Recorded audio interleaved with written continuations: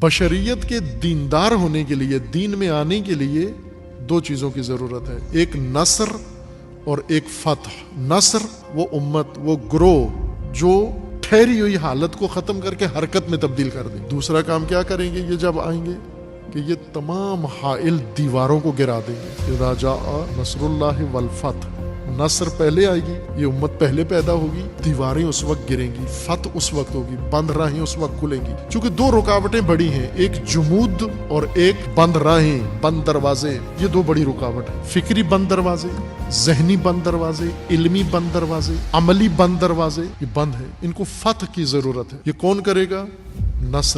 نصر سے ہوگا، اس سیلابی ریلے سے یہ کام۔ انقلابی کون ہے؟ ناصر، غیر منجمد اور غیر جامد۔ انفجار اول انقلاب کا کیا تھا؟ طاغوتی حکومت کا خاتمہ، یہ انقلاب کا اثر تھا، یہ روح انقلاب نہیں ہے۔ روح انقلاب قمنا واقمنا واستقمنا، ہم نے قیام کیا، ملت کو قیام کروایا اور پھر اس کے اوپر قائم رہے، یہ انقلاب کی روح تھی۔